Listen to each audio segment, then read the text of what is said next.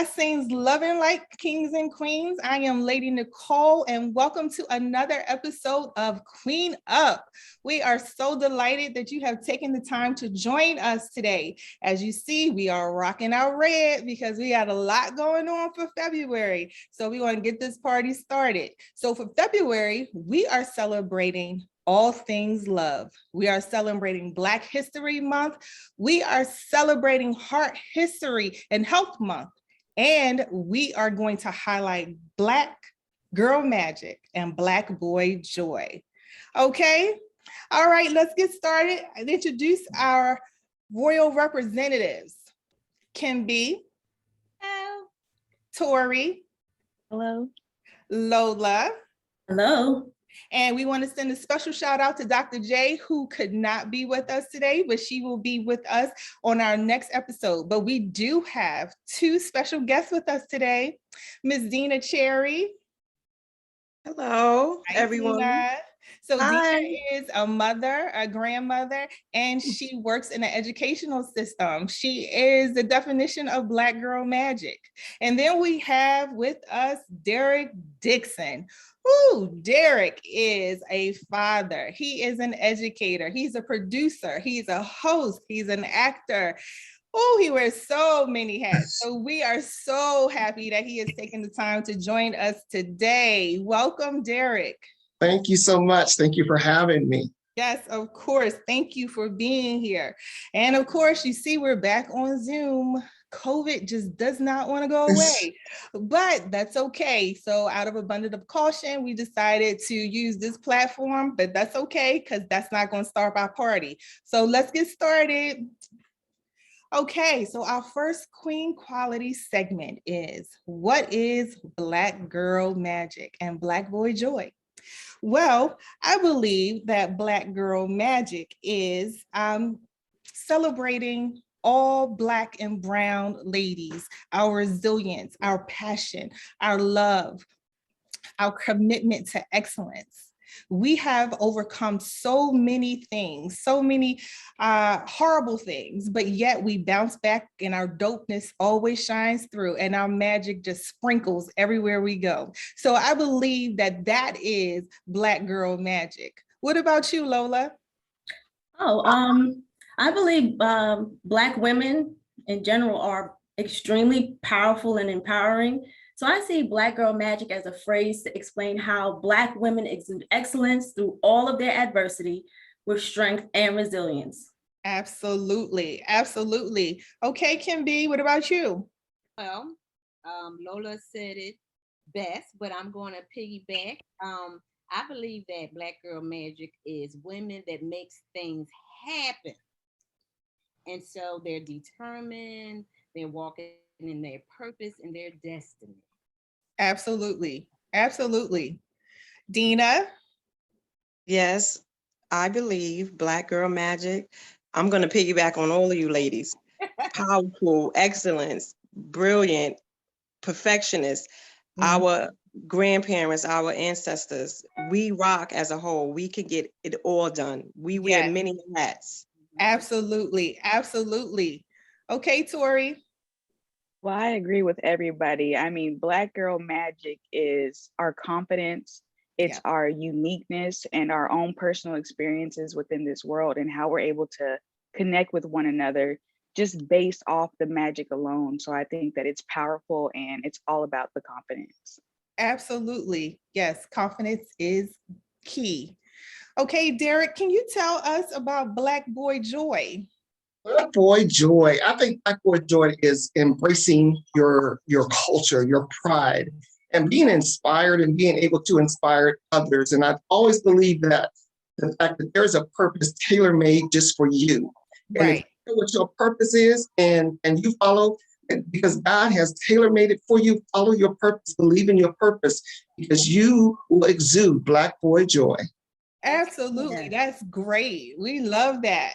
So Derrick, do you feel that, you know, Black boy joy, so that's a saying, but that there is a stigma or, you know, something in the Black community where Black young men can't express joy without, you know, there being an issue? I do, because of the fact that a lot of times we feel like, to have Black Boy Joy, you have to be an entertainer.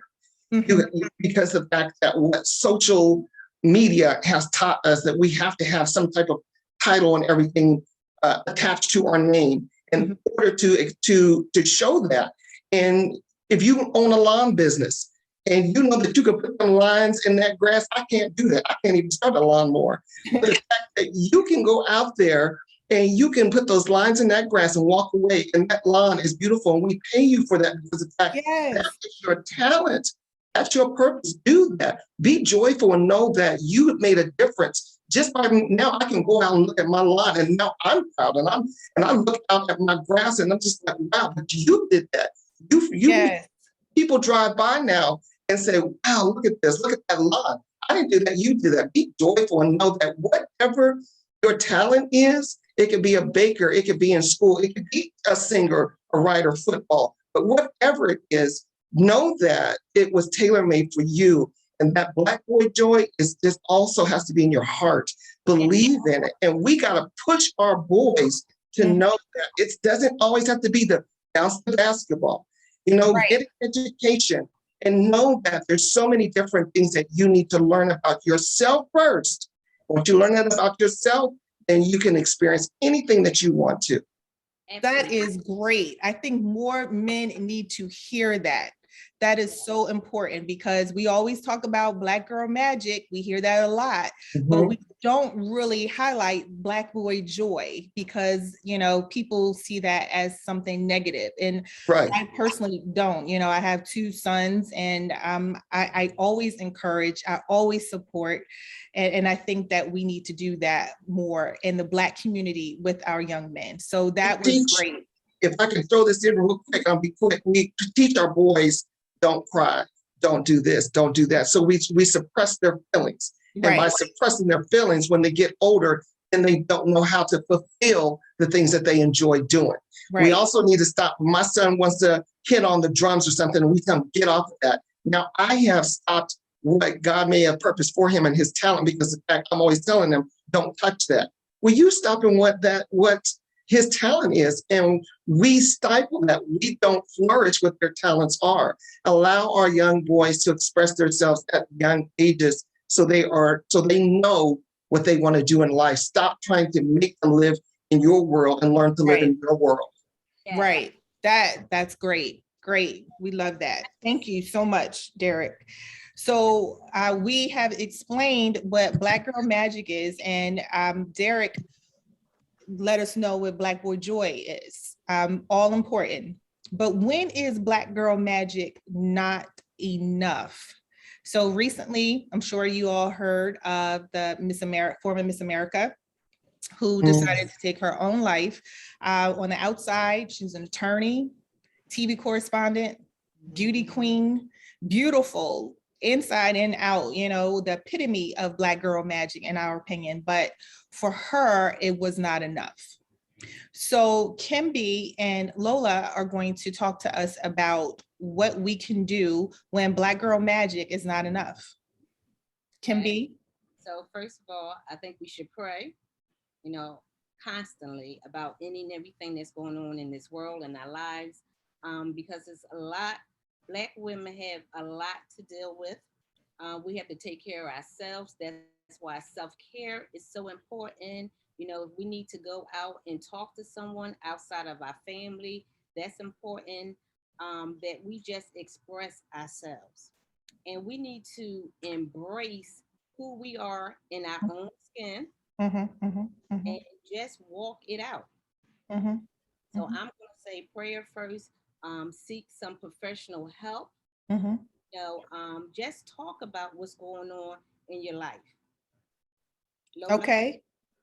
Lola? Yeah, I agree with Kim.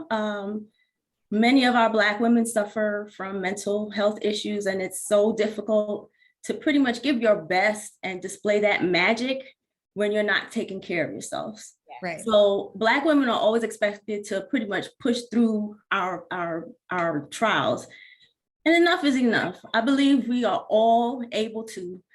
all be able to set our boundaries and to secure our mental and physical health, because that is the key in giving our best.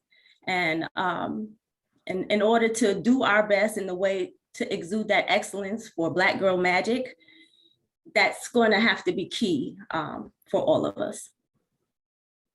Okay. Anybody else want to chime in on that one? I do want to say that a lot of times I think for mental health, that a lot of times what we do it to each other. That, she was Miss USA, and the expectations of what she was supposed to be is set so high. But because of the fact that she may look a certain way, or she stands a certain way, she speaks a certain way, we want to tear that down. And that negativity is, can be a hard thing.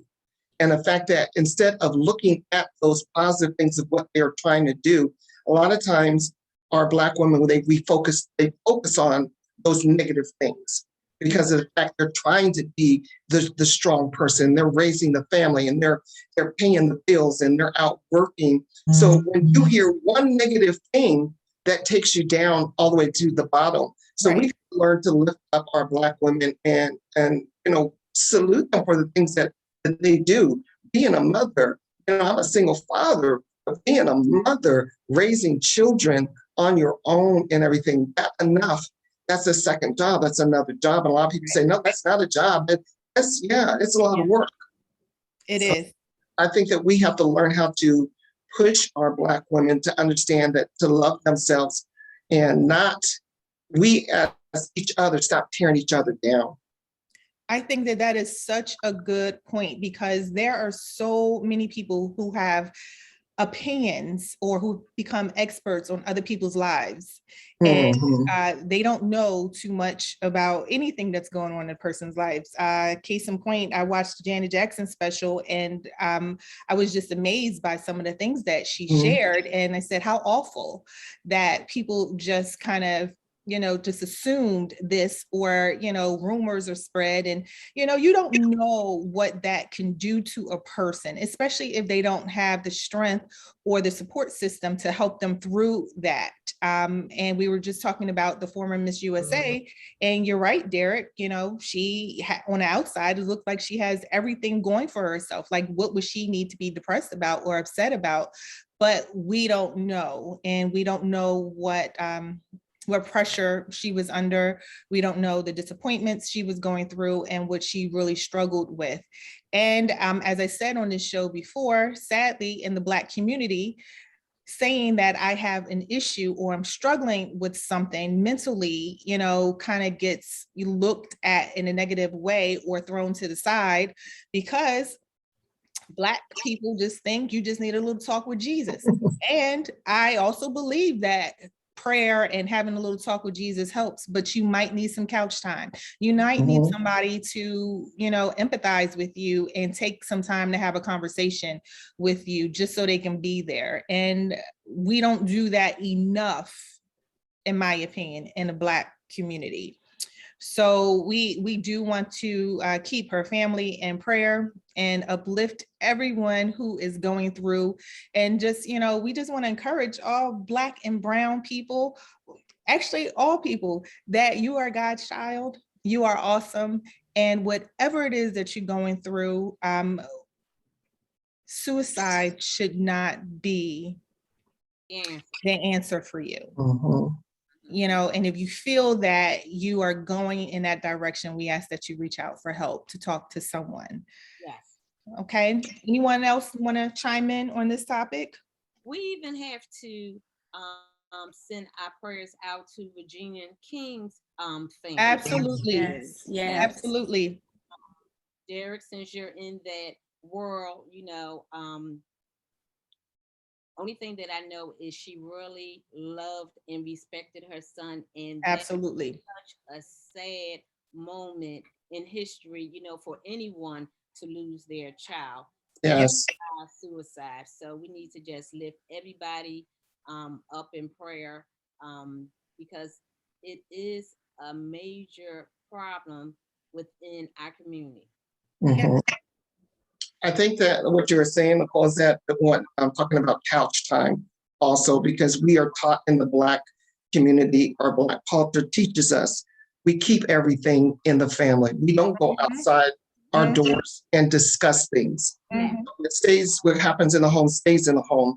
And we have to learn to have that trust factor in order to go out and be able to speak to someone. And speaking to someone is not going on a girls' night out to the club, because as soon as you come back home, those problems are still there.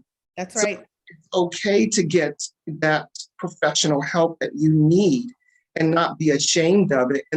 And right now, it's kind of the new norm of, you know, having you a psychiatrist or someone that, a therapist that you can speak to. So I went through, Kim, I went through a depression period, and, you know, being in the entertainment business, because in fact, you go through something where I don't know, I don't have nothing to write about. I don't have nothing to do. We're in quarantine. We can't go out. So I became depressed. Oh, yeah. You know? So there's a lot of things that fall into, you think you have money and you have a name and everything. There's a lot of things that people sit around and depressed about. And as Nicole was saying, we don't know the ins and outs of what these people go through. Absolutely. Absolutely. Anyone else want to chime in? Okay, we're going to move on to our next Queen Quality segment. How has the Black woman's experience evolved since the Civil Rights Movement? Tori? Well, I think I'm frozen, but I'm not sure if you can see me, but I think that our experience has transformed. I think that the Black woman is still at the forefront of many situations as far as the recent protesting and being a leader in the recent voting. We were at the polls, we were encouraging others to come out and vote, and we were single-handedly one of the most important voters in the most recent election for President Biden. So I think that our experience, it has evolved, but we're still playing pivotal roles within society like we did during the movement as well. Right. Okay. Yes, I agree with that. Lola? I agree with what Tori said. The Black women's experience has definitely progressed from us being more present in political movements. Like she said, the last election showed that. Leadership in the workplace, we are more prevalent as journalists, and we're pretty much more visual or visible on screen. So it's not to say that we are still we're not still represented in all of these areas, but we definitely have progressed since the Civil Rights Movement. Yeah, I would agree with that. I think that we have evolved and things have progressed, but I also believe that even though that's the case, we still have a long way to go with some things. Deanna, how do you feel about that? Yes, we've come afar, and we still have some ways to go, but we have so much power now. Women in leadership. We have a woman vice president. That's right. Yep. What about you, Kim? I agree with a little bit of what everyone has said. I believe that we have to embrace our gifts and watch God make room for them. Yes. Yes, I agree. So Derrick, how do you feel about how things have progressed for Black men? For Black men, I think that a lot of times we still feel that a lot of things have not given us opportunities. Okay. Not for as men, but I'm saying for Black men. And a lot of things I look at in the entertainment business, because of the fact where, you know, we get major roles, and we're writers and we're directors and producers, but those names are never heard. So we're fighting still to have a face. We're fighting to still have a voice. We're making Black films and Black movies, and the white directors are producing and writing the films.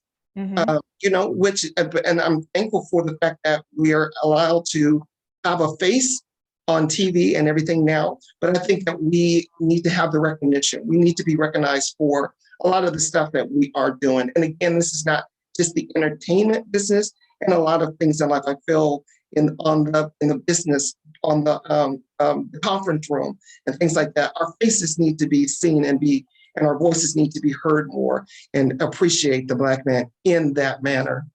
I agree with that.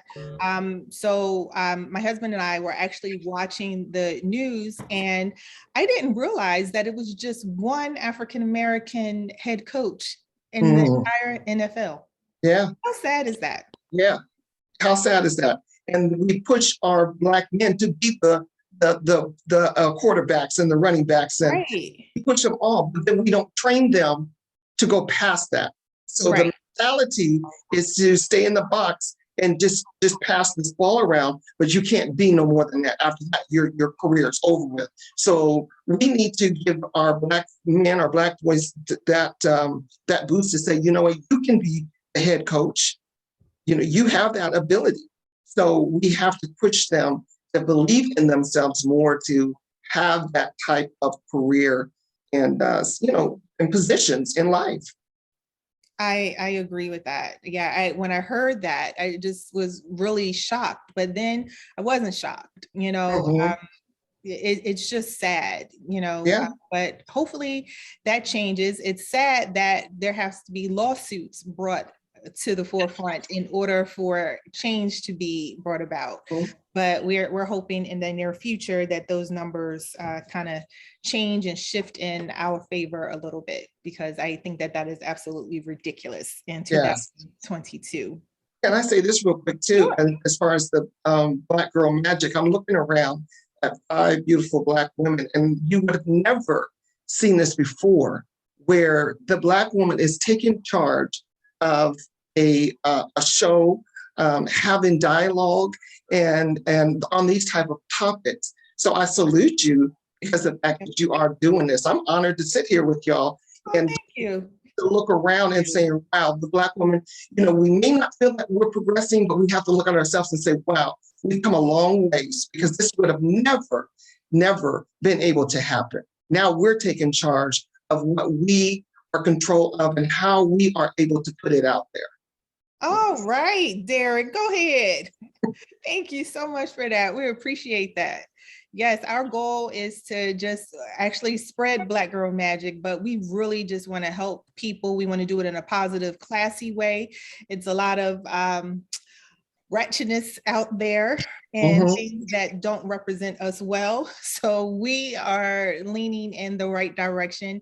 And because of that, yes, the road might be a little longer for us to get to where we need to be, but we are striving and making progress, and things are great. So we appreciate you acknowledging that. And again, we just want to help people and do it in the right way. Yes. Okay, so how about let's move to Everybody Wants to Be Black into It's Time to Be Black. Y'all know what I mean, culture vultures. So does everybody know what that is? So that is when someone steals from a culture and displays that as their own. It could be music, it could be body image, dance, sayings, and so forth. And we actually see that a lot. There was an article about TikTok and how there are Black influencers who are creating content and they're not getting they're not being recognized as they should, because there are other counterparts who are not Black and brown who are taking it as their own. So we're going to discuss Everybody Wants to Be Black until It's Time to Be Black. They want that culture fixed. They like the way we move, the way we dance, the way we carry ourselves. But when it's time to be Black, meaning we get stopped by the police, you feel that discrimination. Yes. Now you're going to use your privilege. Can't move it back and forth. You got to pick one. So how do we feel about that, Tori? We do not feel good about that. We do not like it. And it's always concerning to me when I see other races taking from our culture as far as hairstyles, when there's laws in place and different businesses who don't even accept certain hairstyles like locks and things like that within the workplace, being professional, but someone will say, oh, this looks so cool, I'm gonna wear it, and it's okay, and they're being recognized. When, you know, Black folks, we've been the ones that have, you know, had these hairstyles, produce these songs, the content, and a lot of times, like Nicole said, we don't get the recognition. But I do think with social media, it's been a place where it's being called out. Maybe some years ago, without that type of content being on social media, it wasn't called at a higher platform. But I think now with social media, people are like, hey, we see this, we don't like it. Right. And there is a lot of conversation going on about culture vultures, and we do not like it. So, right, I agree. I completely agree with that. Do you guys remember, it was years ago, but there was an issue with Black women having big lips? Yes. You know, our big booties were disgusting. The lips, oh my gosh. But now the things that they complained about or they didn't like is acceptable because one, they're getting it done, going to surgeons to get that done. But because another race, another culture has, I guess, stamped their approval on it, now is acceptable. Things like that kind of just irritate me, you know. As they say, they want our rhythm, but not our blues. Yeah. The brown skin that you don't like, but you're in a tanning salon. I have a problem with that. And I don't think that we need to just, you know, mine, where they can't do anything, but it's just amazing to me how at one point this was horrible or you didn't like it, but now again, since another culture has approved it, now it's okay. Now we like the big booties. Now the big lips are so sexy. We like that brown skin, and I have a problem with that. How do you feel about that, Derrick? I think when I remember back when Black women lost their mind, when there was a movie that came out, and the movie was called 10. And a white woman ran across the beach in her cornrows. And it was the most beautiful thing in the world. Yes. Everybody then, all white women wanted cornrows when Black women were wearing them for years. And when the Black woman was wearing them, it was disgusting. They would go to school, they want to make you take them out, you couldn't wear them. There were certain standards. You couldn't wear it in the boardroom, you couldn't wear it in your job or nothing like that. But when the white woman ran across that beach, it was the most beautiful thing with beads, everything. And Black women lost their mind, but I think all Black people together, we thought, how dare you steal that from us? Right. Now you make it beautiful, but when we do it, right, it's you know, it's not right. It's not for us to have our own identity, to have our own culture. So I feel that there's a big issue where you know, you see the you know, the rapper that now wants to, you know, of a different race come out and be a rapper. I feel like you're stealing a lot of things from us that we have brought into this world. Let us enjoy it, but then when we do it, it's something different. So I think that we have to learn how to, yes, but I see it, but then I say, you know what, but we started it. So therefore, we're going to take charge of it and own it and say, you know what, do what you want to do. But the fact that I didn't have to go and get the injections. I didn't have to go and you know, see the plastic surgeon. This is me. This is natural. Yes, so God-given. Yes. Take that and believe in the fact that this is what you were born with. Cherish it. And the fact that this is all my curves and all my flaws and everything, I'm going to own them. I'm going to love them and be me, because somebody else is trying to steal them and take them, but they can't do it. Absolutely. Absolutely. That is so right. I remember when there's a rapper called Lil Nas X. He came out with a rap that had a little country twang to it. Oh, they lost their minds. Yeah. I'm like, what's wrong with that? You guys do it all the time. And not only did he come out with a song, it was a successful song and he became a millionaire. So they had a problem with that because, you know, the country genre is theirs concerning, you know, according to them. So you can't have everything. You know, so it's okay when they do it to us, but they don't like when we take something that's theirs and you know, do a better job with it than them. So, you know, I guess that is just the way the world works. We'll see what else is next that is stolen from Yes. our culture. Yeah. Okay, so moving on to the next Queen Quality segment, Kim B and Derrick are going to tell us about loving the skin that you are in, being your own kind of beautiful. Okay, Kim?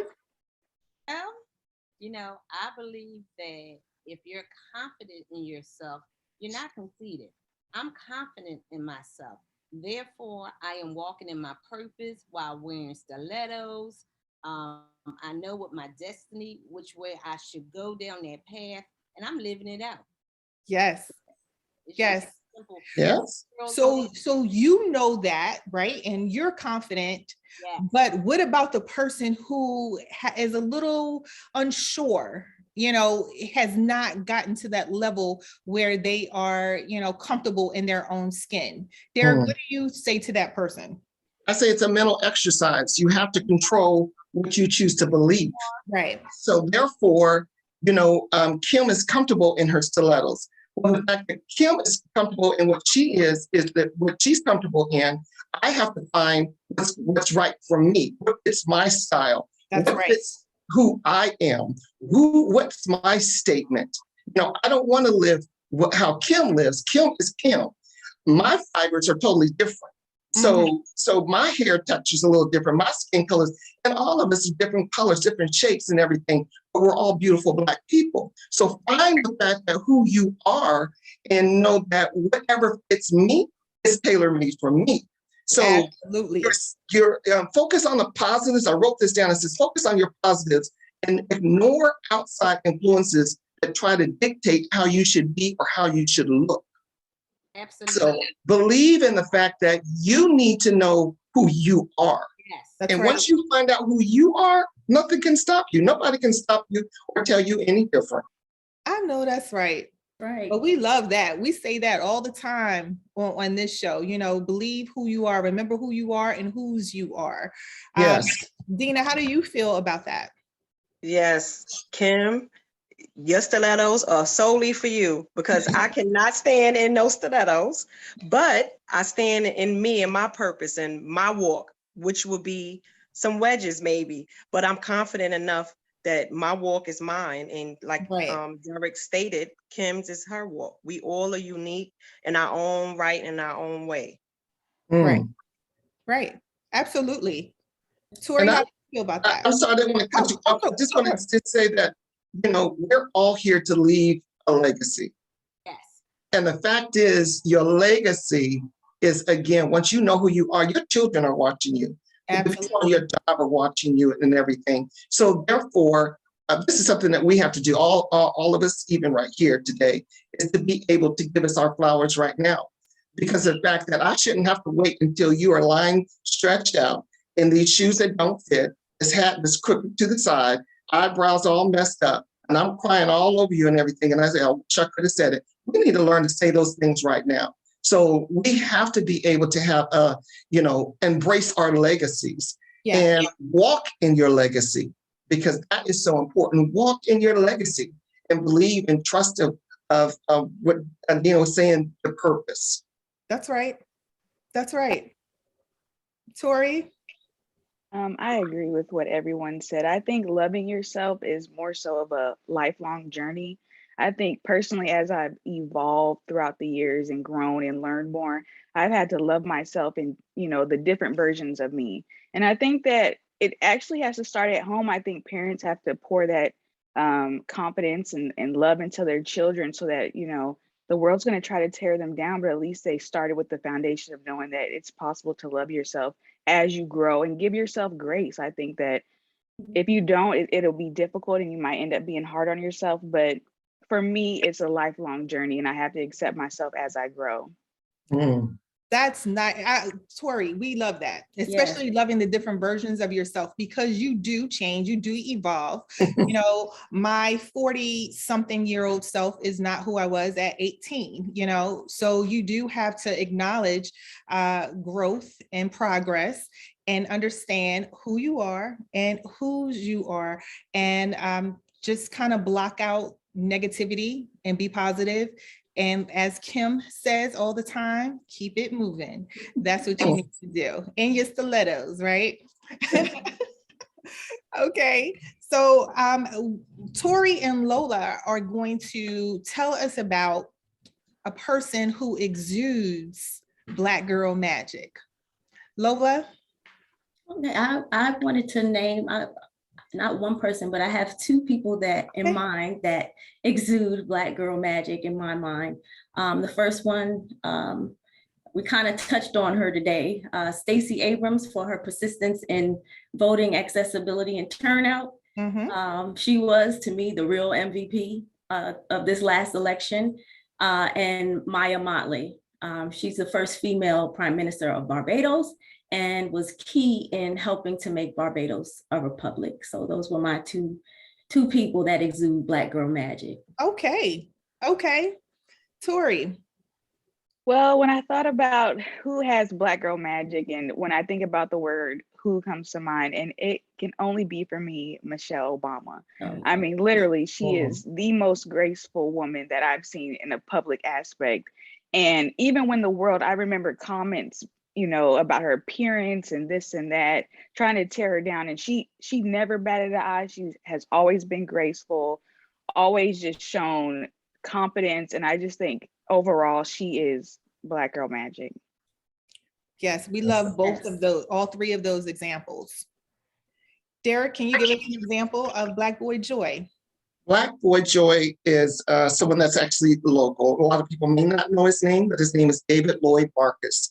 And he's here in the DMV, Baltimore area. And the reason that I am saying that he exudes that is because David, he's a writer, director, a producer. He's written the last movie, a big movie called Life of an Alpha Male. And it's been on the big screen. He's employing a lot of brown faces to, work and actors and Black and brown actors on film.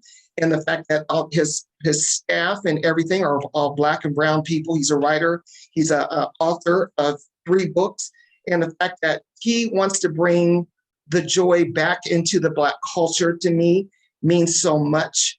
And the fact that he is doing that, he's doing it for the young, he's doing it for the old, he's doing it. It doesn't matter what size you are. It's the fact that you are able to bring the culture back together. And he's trying to do that through his work and through film. And for that, I say David Lloyd Marcus, he is Black boy joy. Awesome. Okay. Kim B, do you have an example? Rosa Parks. She was my hero growing up. Even today, I always tell my family friends, I'm not sitting in the back of anything. It started off with Rosa Parks down Kim B. I'm not sitting in the back of the bus, the movie theater, especially not the church. I'm going to stay focused and I'm going to be right up front. So as a little girl, I did a lot of book reports on Rosa Parks. And so I just always felt a connection with her. Okay. That's a good one. Actually, they're all good examples. There's so many examples of Black girl magic and Black boy joy. We need to celebrate each other more. We need to encourage each other more and accept each other more for who we are. Remember that we are all God's children. We are fearfully and wonderfully made. You might be different in this area. You might have this going on in that area, but we are all God's children and we need to recognize the magic in all of us. Okay, so we want to thank everyone This has been an awesome show. Remember to like, share, and subscribe to this YouTube channel, Respect My Royalty. Note that tickets are on sale now for our stage play Chosen, which will take place on Saturday, June 4th, 2022 at the Grand Opera House in Wilmington, Delaware. So Derrick, before we go, please tell everyone how they can connect with you. Well, my name again is Derrick Durrell Dixon. You can find me on social media. Just type in Derrick Durrell Dixon. I am the founder of 3D Productions, also a nonprofit that helps autistic children. It's called the 3D Foundation. I also am the producer of one talk show called Helping Brothers Out. And then I have my own talk show called Talking with 3D. So you can find that also my own page, Talking with 3D, on Facebook, Instagram, and YouTube. You can find me on all those, Derrick Durrell Dixon. I'm there. Also check him out on TikTok. He's hilarious. His skits are so funny. Okay. Well, thank you so much for joining us today. On behalf of Kimby, Tori, Lola, and Derrick and Deanna, I am Lady Nicole, thanking you for joining us and always reminding you to be the queen and kings that God has created you to be. God bless.